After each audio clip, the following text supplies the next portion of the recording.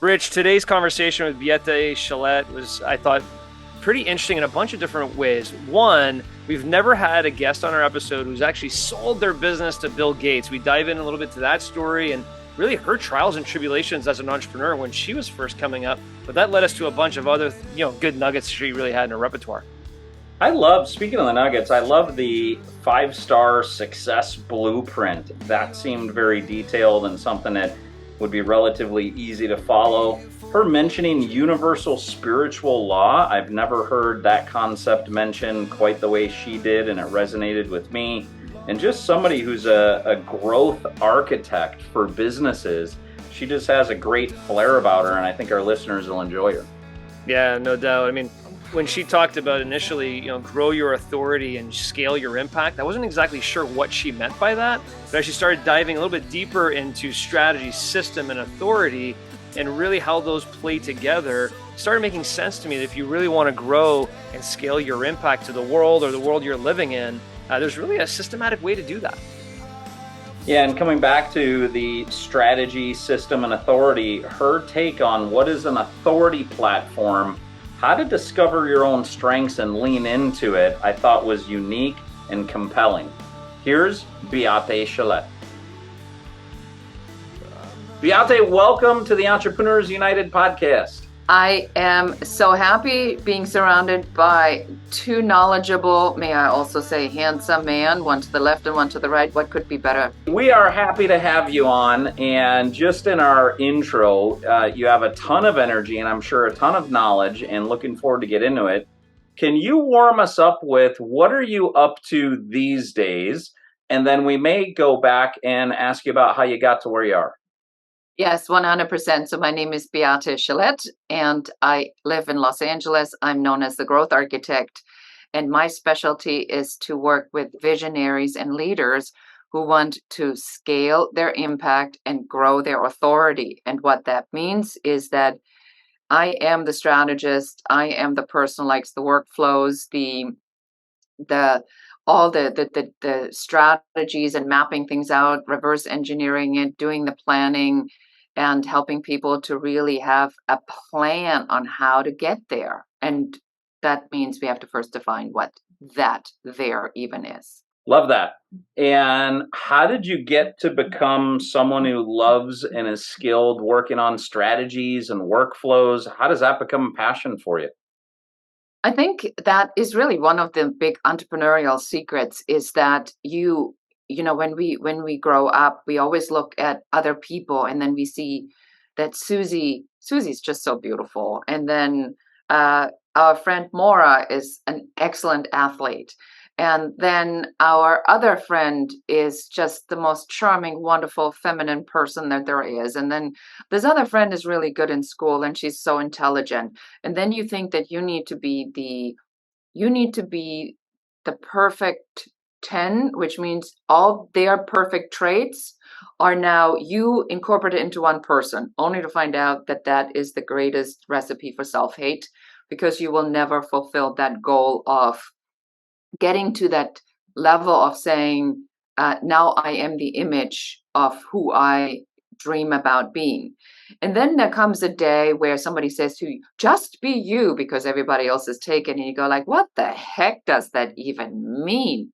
And then you realize, wait, there are things that I'm really good at, but they are so natural to me that you don't even ever think about it. You go like, what? That's a problem for you, John? Really?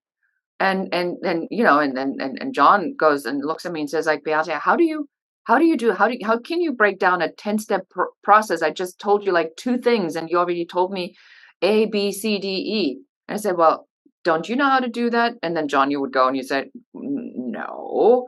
And then it dawns on me and I go, wait, I have a gift that really is when I hear somebody talk, I can figure out there's a system here. I can figure out, no, you don't need to go there. It's that I give you an example. So I was talking on a podcast, and the gentleman is teaches businesses how to be successful. And then he has his passion project, his other podcast, where he teaches men how to be sovereign man, which is an interesting topic to me, because I feel that in, where we are sort of in feminism and with men and women right now, it's kind of a little gnarly, right? Everybody's yelling at each other, and masculinity is not toxic masculinity, which I'm not okay with, but I'm a feminist, so there's like a whole bunch of stuff. So I'm listening to him, and I said to him, the one doesn't exclude the other. It's very easy to put an umbrella over both things and make them fit together for you. Because to teach people how to own who they are, especially men who are the majority of business owners, right? That, I said, is not eliminating each other. And he says, well, but it's two different things. I said, it's not two different things. So my brain immediately steps into that, recognizing what is the common pattern here and how could we combine that and build it together. So to answer your question in a very long-winded way, it's just how I operate, it's how I build my systems, it's how my brain works, it's how I think, it's how I see. And do you work with entrepreneurs to discover their gift similarly to how you believe it's difficult to know what your own gift is? Do you work with entrepreneurs to discover their own? And if so, what does that work look like? Yes, so that is a process that I do. It's called the growth system. And it's basically how do you design your signature system? And what happens a lot of time, Rich, is that people come and say, I have an online course, I do some coaching, I'm on a board, I have my business, I like to speak, I wrote a book, I want to guest on podcasts. And it seems like these things are all seemingly unrelated. And then sometimes they work with a client and they do this, and then they work with another client and they do that. And it feels like, it's like, dude, what are you even doing? It's like, nobody even understands. And they have a problem articulating this quickly because they don't know what their unique value proposition really is. I call this the unapologetic value proposition. So I have a system to build systems, and it goes something like this, where I take all the things that we talk about. So I take them through a series of questions. And then as they're talking, I'm already organizing this into different steps. And I do this in real time. Like if it's virtually, I do it on Mural. If it's live, I do it, we map it out on flip charts. And I already organize it because I believe that if somebody does more than one thing, there is a system. They just don't know it's a system. So I have developed the system in I call it the 5-star success blueprint. So you could come to me and say, Beate, what do you do? I say, I do strategies. Then you say, what strategies do you do? I say, well, I do all kinds of different strategies. Then you go like, yeah, that's kind of like a little vague. But if I tell you that I have a system, and then I can, in the system, diagnose where the business is. So number 1 is the idea. Number 2 is the offer. Number 3 is the system. Number 4 is the team. Number 5 is leadership. And so I can diagnose where in there the problem is in your business, why your business growth is blocked because you are missing something, you didn't align it, or you didn't hook it up together. Now suddenly you go, oh, I get it. So the benefit is that you can help me to figure out where the blocker is. Then we work only on the blocker. And so we don't need to waste our time on stuff you already figured out. And so we can hook it up, align it, and the business can grow at long last. So yes, I have a system to build a system. Those 5, idea, offer, I think you ended on system and leadership. Walk through those with me again, will you? Yes. So the 5-star success blueprint goes like this. In the first star is the offer. The idea. This comes before anything. The idea is, what is it? Who is it for? Why are you the right person to do it? Who would buy it? And what problem does it solve? So it's very specific. It's like, what am I? I'm a leadership coach. Okay. Well, who is your clientele? What's different about your leadership that I haven't heard 10,000 times before? So once I hear that and once it's clear, then we move on to the second. The second is the offer. Because only when you have this first piece figured out, should you even design the offer. And that's why most businesses, as you probably both know, go completely wrong, because they do the offer before they even know who they're selling it to or what problems it is solving. And then they go like, I don't know why it's not working. I tell you why. Because it's reversed. So now you have the offer that solves the problem to the very person you've identified. You've told them why it is you. Now and now only can you build the systems, because we are automating before we are hiring. Because there's no reason for you to get somebody to do things that you can buy a software as a solution, a SaaS, or a project management software, or an existing CRM solution, or some workflow solution that already does what you're trying to hire somebody for. It's much cheaper. It's less dangerous for your business. So now you build the systems. It's like, how do they come? What's my client attraction system? How do I convert them? How do I offer my solution? How do I deliver my solution? What different solutions am I offering? What is the customer journey? And each one of these needs to have a system. Now that you've mapped this out, now you're hiring. Now you go to team building, because now you know who you need to have in which position to grow the business.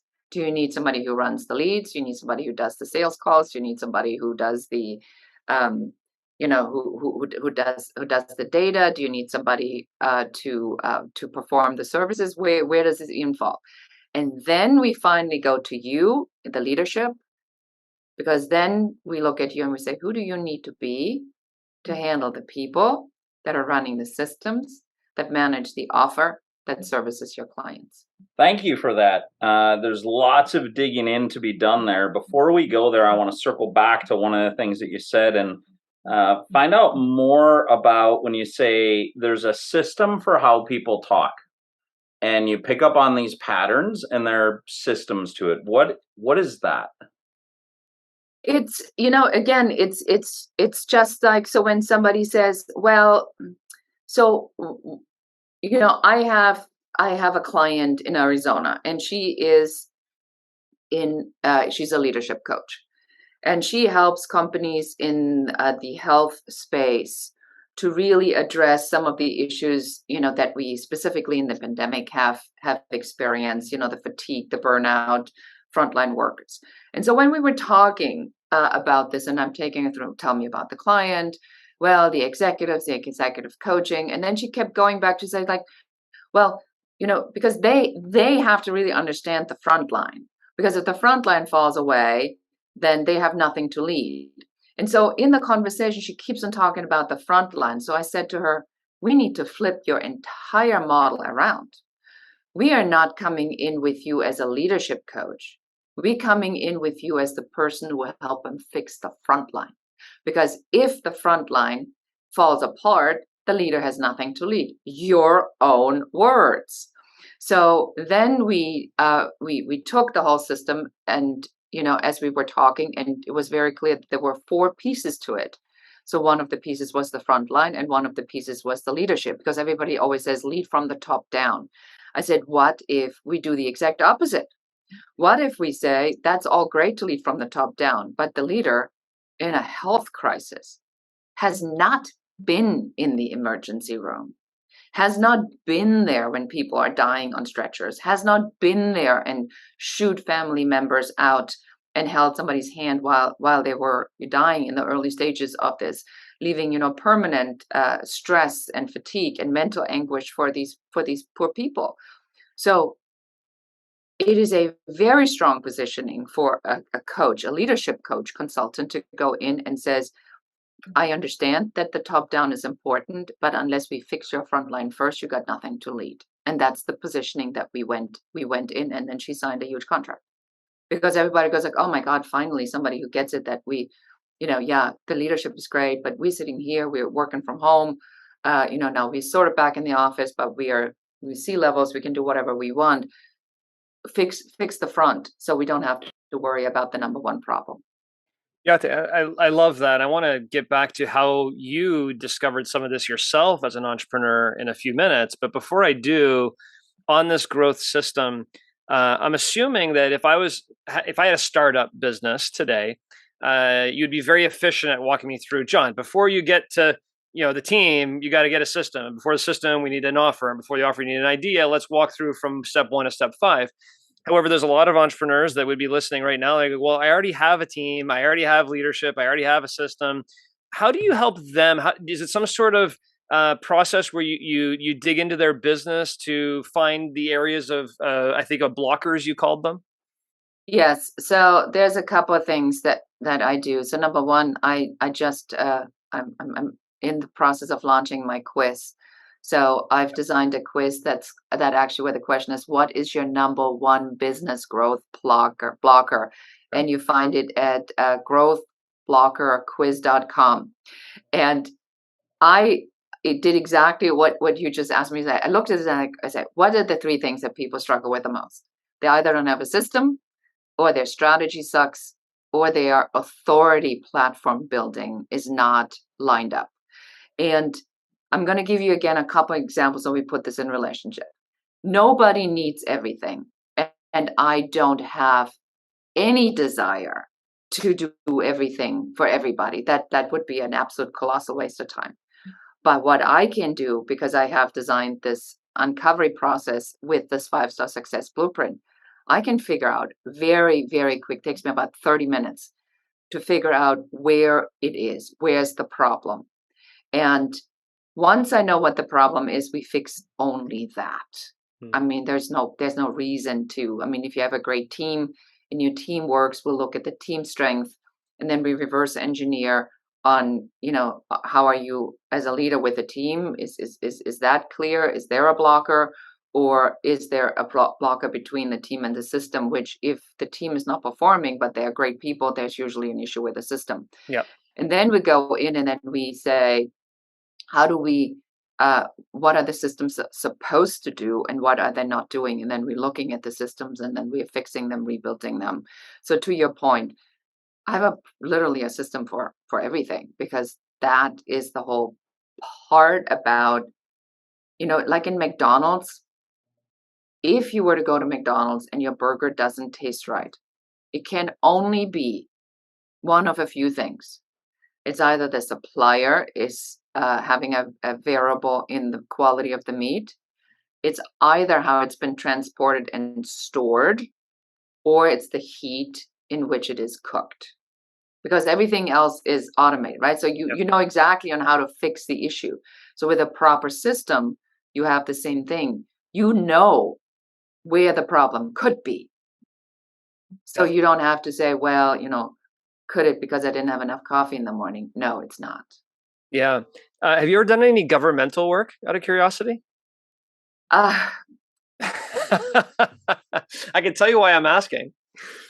I had heard today, and I'm Canadian, so I don't really mess a lot with U.S. politics, but I heard today that the government has set aside $80 billion to hire somewhere around 80,000 new IRS agents to help look at people's tax returns. And I was listening to a podcast today called the All In Podcast. And they were like, this is insane, because how much would it cost to build the world's best software platform to automate this entire system of catching fraud or catching people's mistakes with their tax returns, calling out exceptions? And they're like, it'd probably cost 100 million. But if it costs 5 billion, it'd be a lot smarter to automate than to go hire 80,000 people. So as you were talking about through this automate before hiring, I was kind of laughing. I literally listened to that this morning. So I just thought that was funny. You have actually a really good point. I would like to just stay on that, because Yeah. the point that you're making is actually much, much, much more relevant than you probably even think yourself. Because you have to remember that our entire educational system is set out to for us to take existing information, remember existing information, regurgitate existing information, and then get a reward based on how good we are saying what already exists. Yes. And so when you look at the government, and I think this is literally every government everywhere in the world, it's that same concept of saying, well, this is the way it's always been done. As long as I have my power, as long as people do what I tell them how to do, and I tell them exactly the way it's done, and then they execute it the exact same way it's done, we are all good. But life continues in the process, and the world is changing. I mean, we know that there's flaws in the educational system, because people, like how is somebody who is used to regurgitate information, getting an A for that, then suddenly standing in front of a boss, and the boss says, what are you bringing to the table? What are you really good at? And the person says, I'm really good in taking existing information, regurgitating it. I mean, Yep. Yeah, exactly. bad hire. No, Really bad hire. 100%. 100%. And One of the things, Beate, that sometimes I look at, we've over 100 episodes of Entrepreneurs Unite. I always look for something unique within our guests that we've never seen of or heard of before. And I want to come back to something regarding your entrepreneurial roots. Rich, I think this is the first time we've ever had a guest who sold their company to Bill Gates. Yeah. Complete first there. And when I dug a little bit into that story, Beate, hearing that, you were a single mom, you were in debt, and you had to build, grow your way out of it and figured out yourself. And I'm sure a lot of the system that you now bring to entrepreneurs was through your hard knocks of getting through and finding success at the other end. Can you walk us through that story a little bit, please? Yes, 100%. And I'm very flattered that I get to be the first one to sell that business to Bill Gates, and happy to bring that to the show, because it always sounds amazing when you hear it. Even when I hear it and I go like, "Man, she sold it! Oh, that's me." So when you do it, it just doesn't feel like it, right? It's just part of the story now. But yes, so my story to entrepreneurship really was accidental. If I'm really honest, I think I had the entrepreneurial roots. I'm originally from Germany, and I think there are some of us that just grow up and have that constant feeling that we never fit really anywhere, because I'm not exactly very good in taking existing information and regurgitating it. I'm always the one that raises the hand and says like, "Yeah, but what if?" Right? Much to the plight of the teacher. And so I I became a photographer in Germany because I like creativity, but figured out very, very quickly that I'm better at the business side, just because it just is. I mean, I knew that in like when I was 20. And then I went into the magazine world, was a photo editor at a couple magazines, including Elle magazine in Germany, which by anybody's definition is like the dream job. Bored me to death. And I wanted to do something that was a little bit more adventurous. Went to America for the year abroad that has still not ended, to find adventure, which I've had plenty of. And then the story is not so atypical. Had a job, fell in love, and got married. Found out I married a pathological liar and an alcoholic. By the time I figured out I had the baby, and the big earthquake came, and I realized that I cannot live like this. And I went through a divorce, and then I got laid off. And so this kind of like was the beginning. There were no jobs. There were no jobs. So I had to figure out how to make this business work. And I went through what I call the decade of bad luck, with just brutal ups and downs. And we're not talking adversity as somebody stole my cheese, but we're talking about fires, floods, riots, earthquakes, September 11th, a tsunami, a lawsuit. We're talking about major, major, major, major, major hits. And so this entrepreneurial journey, and I think what sort of defines me and how I eventually built my systems, is I realized that we have such an attachment to the story of what we want to achieve. So there was a moment where I was standing in the desert at a photo shoot. So I was a photography representative and a still photography producer. So just go there with me. So I'm standing in this dried lake bed, like 2.5 hours outside of Los Angeles. I mean, it's amazing. It's gorgeous. I got up at 4 o'clock in the morning. I had to pick up the model. I had to drive 2 hours to get to the location. The food truck's there, the stylist is there, the crew is there. And you're standing there and you go like, yeah, this is really beautiful, but I think I can do more. I think I'm intellectually capable of more other than schlepping boxes and coolers and making sure there's iced drinks. And then I wasn't listening to that voice. And so now this other stuff keeps happening. And then when I had my business, then my employee had an idea how to build her own business, which was my business without me with my key vendor. So I lost $500,000 in that, and sued them for that. And then just as I think I'm getting out of it, production season rolls around again, September 11th comes. And within 24 hours, my production business was destroyed. I mean, it was gone. There was nothing to resurrect. And so I'm sitting there, and remember, now I've said this entire time, I can do more, I can do more, I can do more, but I never acted on it. And so now that I am standing here and I'm going like, yeah, this is a little bit problematic here. What do? I'm rebuilding the stock photography syndication, but I've learned my lesson. I'm building an equity-based business. So this makes money because these images sell while I'm not there. And now I'm broke, $135,000 in debt. And I fly to Germany. My father has a stroke. My father that didn't have a stroke, he had pancreatic cancer. He died 6 weeks later. Now everything's over, right? I'm in debt. My biggest supporter is dead. I have really nothing. I mean, what am I even going to do? Now my phone rings. It's my office in Los Angeles. And they say, we've just been served a notice and I'm losing the house. So there is a moment in this journey, right, where you've done everything you possibly can, and then some. As a single mom, as an immigrant in a country that's not my own, you fight like hell, and it's over, right? At least I'm not drowning in the puddle. Now I'm drowning in the ocean in a flaming, in an inferno, and a big storm. And you surrender because you say, I heard the warning that I'm destined for more. I'm doing more. I've put it all on the line. I put it all out there, but this is as far as I can go. And you surrender and you let it go. I come back to Los Angeles. I get a letter from the White House because I wrote a letter to the President of the United States in my absolute desperation. I get a letter from the White House. It puts me in touch with the Small Business Administration. The top dog, deputy chief director, helps me to restructure my business plan, which I had written. I was ready. I did everything. Found me a bank, restructured my debt into a 10-year fixed loan, freed up my line of credit. 3 months later, I'm break even. This is how close it was between bankruptcy and break even, 3 months. 18 months later, I'm the world leader in my category. And that's a Bill Gates company comes and says, can you tell us how you do it? But I've learned my lesson by now. I said, absolutely not. You want it, you have to buy it. And they say, how much do you want? I said, well, you're going to have to pay me millions. And they said, okay. And so 18 months of the worst moment of my life, I had the best moment of my life. And so to answer the question, is that in the systems? You bet it is, because it is exactly that. Are you doing what you need to be doing?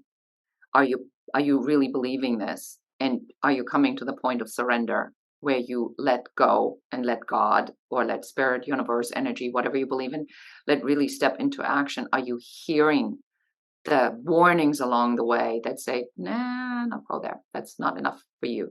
Because if you don't, it's going to be done for you. And then, but look at the reward. So is it worth it? Of course, it's all worth it. So that's my story. Well, Beate, thank you for sharing that personal side and the personal story. It's amazing how many times entrepreneurs have to go through, to your point, ups and downs. It sounds like yours was massive ups and downs and some major hits consecutively. And I got a chance to just get a glimpse of you, when we first started talking here today, and your desire to have fun and smile and laugh. And I can imagine as you were going through these periods, what your mindset would have been as an entrepreneur, and how did you keep persevering through it and say, I'm just going to keep going until I fight this battle out. Talk to me about that for a little bit. How has your mindset shifted, or how do you help entrepreneurs with their mindset when maybe what they think is a massive problem, you look at them and go, look, that's not a big problem. Let me tell you what a problem looks like. How do you help entrepreneurs with mindset based on your experience? I like the way you framed that, because that's exactly that. So number one, I coined a term and it's called, I don't drown in a puddle. Like, don't drown in a puddle. A puddle is not worth it. That's embarrassing. Is it big enough for you to fail? So unless it's big enough for you to fail and declare that is a failure, I just simply don't give you permission to stop. I have it many times in the entrepreneurs that I work with, when they go to this messy middle, where it gets so brutal and so hard and so busy. And I compare it to running up a spiral staircase in 4-inch Louboutin heels. You try to get it done as quickly as you possibly can, and you're exhausted. You can't work anymore, and you're building the systems, but the jobs are coming in. You're performing the jobs you haven't hired yet. I mean, it's just like this big fat mess, and you don't have the money to pay for everything. I tell the people I work with, I'll carry you over the finish line if I have to. but you do not have my permission to give up. You don't have my permission to give up, because I know better than anybody that when it gets so dark, and I compare this when I speak about this, if you've ever been to Europe and you've gone through the mountains, right? You go into these crazy tunnels, and it even says it on the front of the tunnel. It says that the tunnel is 2 kilometers and 2.3 kilometers long. You go in the tunnel, inevitably go, man, this is a little uncomfortable here.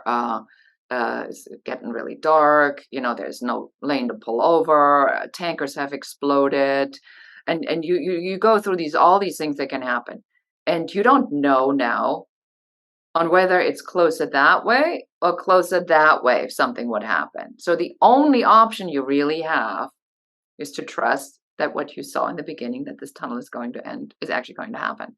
And boom, there it is, right around the corner. There's the opening, the light's there, and now you act like nothing ever happened. Entrepreneurship is very much like that. You have to stop to judge the tunnels you are in as something bad, because within the deepest, darkest moments, there is a light switch in that room. I guarantee it. I guarantee it.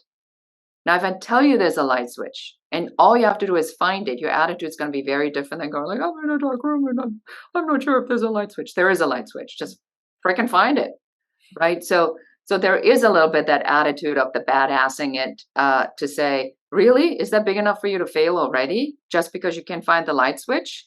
Then, I'll give you another hour to look for it. And so it is a training of yourself to say, am I falling prey to my own bad thinking of my old programming? Because now it's mom's voice in my head. Why are you trying to be an entrepreneur? Why don't you get a real job? That way, at least you know how much money you're going to make. You're going to have a vacation. You can buy a house. You have the income, and then you can retire, and then you can die, and you can be unhappy for 40 years. Doesn't that sound really great? And that's what happens in these moments, is that our brain, when there's a weakness, opens the door to doubt. And when doubt creeps in, fear is right behind it. And so fear and doubt are what we have to combat from our mindset perspective every single day. To answer the question, I have found that I had to really limit the amount of time I gave myself permission to stay in that state, because I was a single mom. I had to make the money. I couldn't allow myself to go down that rabbit hole. So limit your exposure to your own negativity, and then combat it with other things, like read the books. Now with podcasts, it's so easy. All you have to do is listen to a podcast a day on your way to the office, or while you walk the dog, or take a shower, in the bathroom and get ready afterward, or go to your workout. You literally have no excuse to be in a shitty mindset, because there's so many tools out there for you right now that you can listen to, instead of the crime show at night that leaves you thinking that all people are murdered in a really gruesome way. Why don't you read 10 pages of a business book or a mindset book and go to bed with that in mind versus death and disaster? Love it.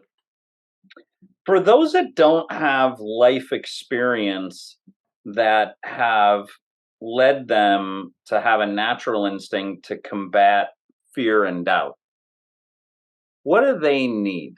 That is a very tricky question. So I think that really it is discipline more than anything. It is I'm reading this book right now by Ivlana that's Fix My Life. Ivlana, I don't know if I even say her name right. And it's a book called Trust. And what I like about this book, and how timely it is for the question you just asked, is you're going to have to trust. You're going to have to learn to trust. You're going to have to learn to trust that the reason you're doing this is because you're capable of doing it. You cannot, under the universal spiritual laws, you cannot conceive something unless it is possible for you. Like, I never wanted to be a dentist. So it is not possible for me to be a dentist because I can't conceive it. But other people go like, oh my God, I want to be a dentist. And there are dentists because that's what they can conceive. So if you can imagine yourself as a successful business owner and you are in a business that provides a service or a product, then it must be possible for you. Now, if it is possible for you, it is possible for you because other people have done it. So if there's other people who have done it and it is possible for you, then the question shifts from can I do it to how can I do it? And so that's the discipline, like, that's the thought letter discipline where you literally take yourself through this and you say, what's the truth here? What's the truth in this? Fear and doubt is our constant companion. But is it true? Is it true? Does your brain tell you the truth? No, it does not. So don't believe everything you think. I've heard of that as the promise of meditation. I started doing meditation probably 4 or 5 years ago now. And one of the promises that I've realized is you are not your thoughts. And for the first time hearing that, I, along with others, when they hear that for the first time, it's really like stumping. Like, you're not your thoughts. Well, if I'm not what I think, then what am I?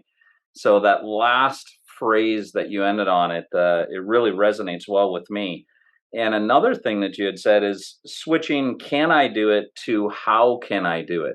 One of the things that we find in coaching with entrepreneurs is that saying, why am I in my current circumstance, only yields answers to continue to be in the current circumstance. Any question started with why is going to be something that continues to propagate the present. Any question that starts with how generally pulls us into the future. So again, I go, the words you are speaking really resonate with some truths that I've realized as a coach of entrepreneurs I can relate with. Can you speak to and open up more on these 3 words you used earlier? You said system, strategy, and authority platform.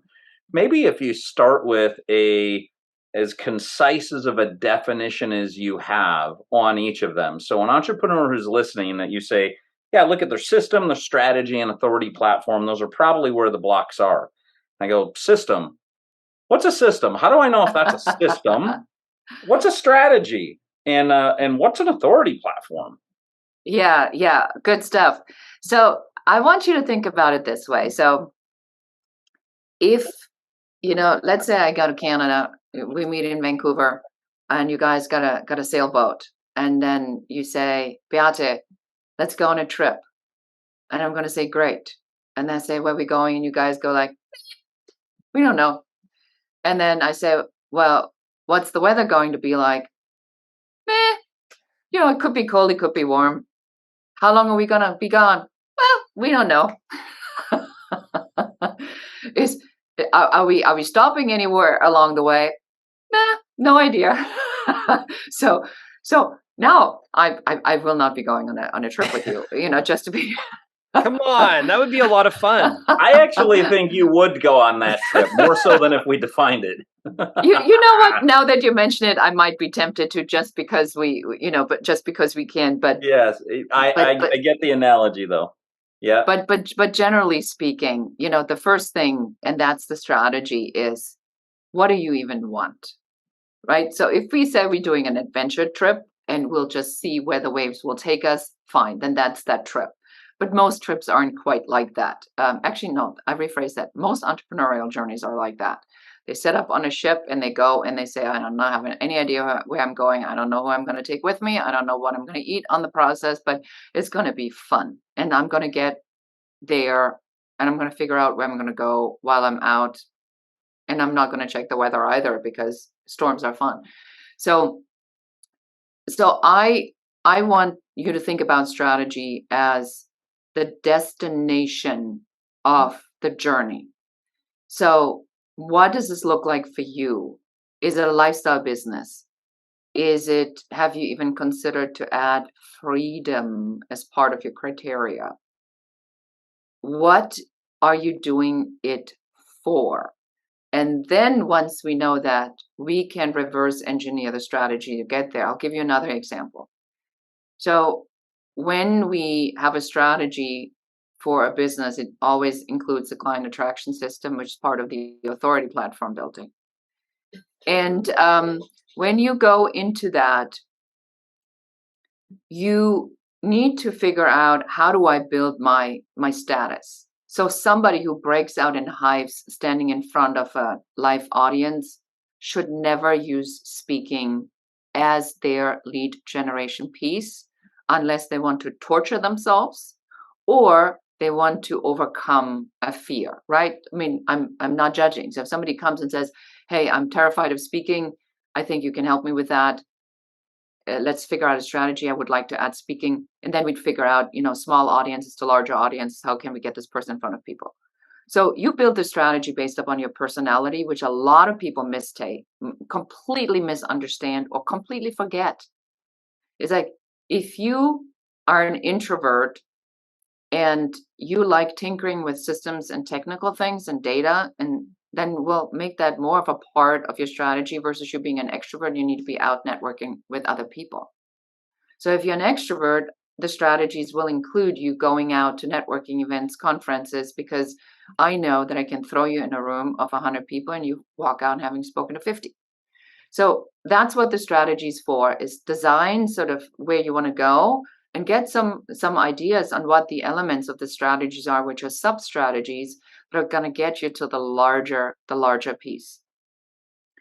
Then the systems part. So the system is, so now let's say we decided that we're using speaking as one of your strategies. So what's the system that we're using? So the system then would go, we built a workflow in a project management software, which I do. So when I work with my clients, not just do I tell them this, I actually give them the workflow. And so it would go like this. Step number 1, research speaking opportunities.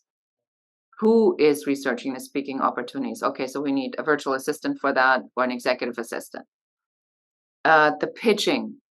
Well, what are the topics that we are pitching? Are we having one topic? Are we having 3 topics? What are the elements of the pitch sheet that need to be filled out? Your bio, your short bio, your the takeaways, the solutions that this talk is solving. What are you charging?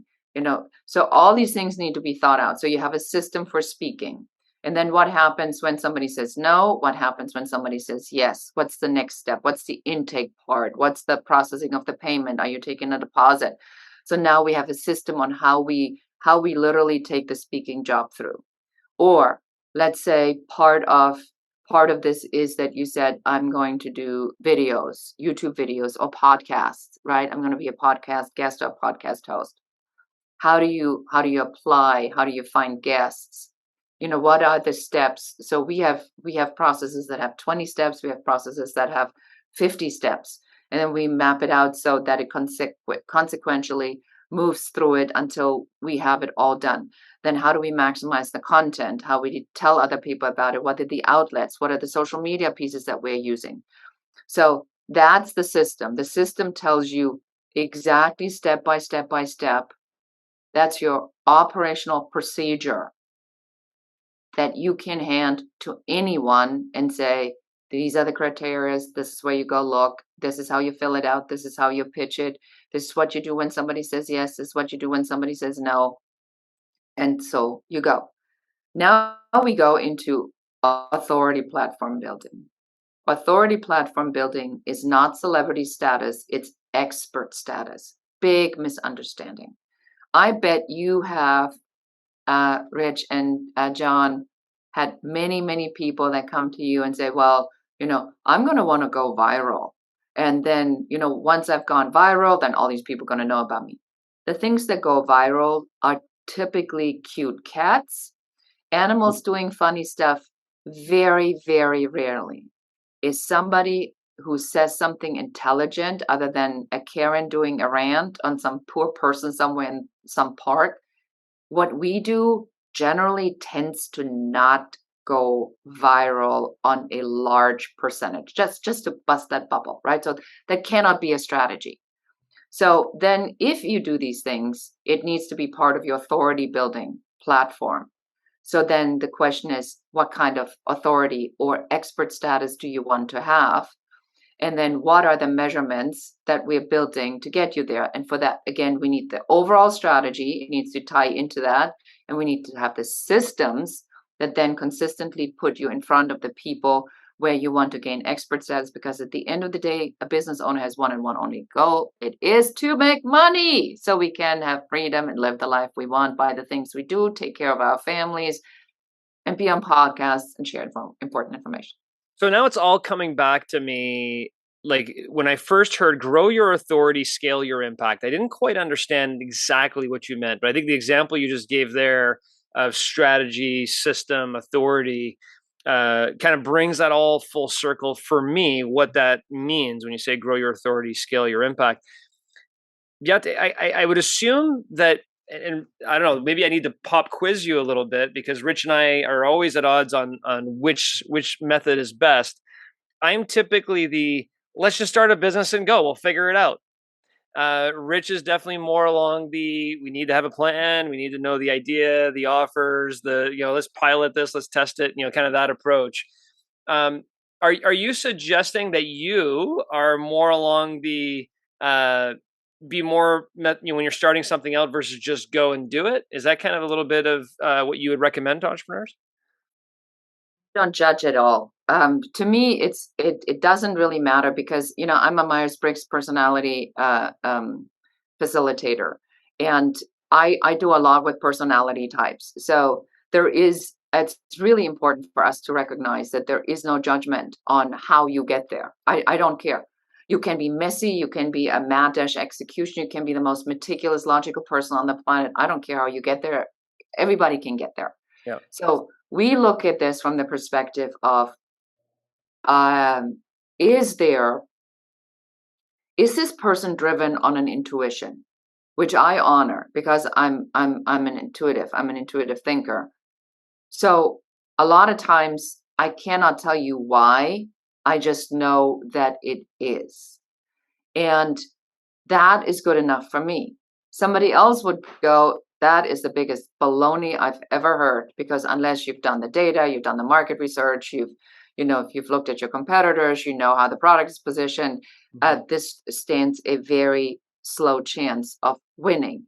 Then I'll say, you know what, if that's what you believe in, that's exactly what we need to be doing, because that is the only way to satisfy this particular personality type into building a successful strategy. So the best part about being a strategist is that, and why I call it growth architecture, and why I have the blueprint. I don't really care how you decorate your house. I don't really care what color your walls are. I don't really care if you have wood furniture or designer furniture. I don't really care if you have a pool in the backyard or not. All I'm helping you is build the house and build the plan so you can create that dream house. But what that dream house is yours. That's fantastic, Beate. If our entrepreneurs want to learn more, where do they go? How can they get more information from you? Yeah, so number one, I encourage you to take the quiz so you know what your number one business growth blocker is, and you go to growthblockerquiz.com. It's a mouthful. And you can look me up on all social media as Beate Chelette or the Growth Architect. While we're at it, do me a big favor, make sure that you go to this podcast episode and then you leave a comment, you subscribe, and you give them a 5-star rating, because they deserve it, and they do this as a labor of love, and they do it week after week after week. So let's give them a little bit of love back. And I'm always happy to hear what you're taking away from this episode.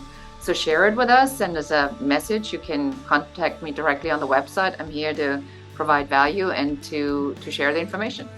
Awesome. Thank you very much. We really appreciate it, Beate. Thank you so much for having me. Please stick around for a few more minutes while Rich and I break down this episode.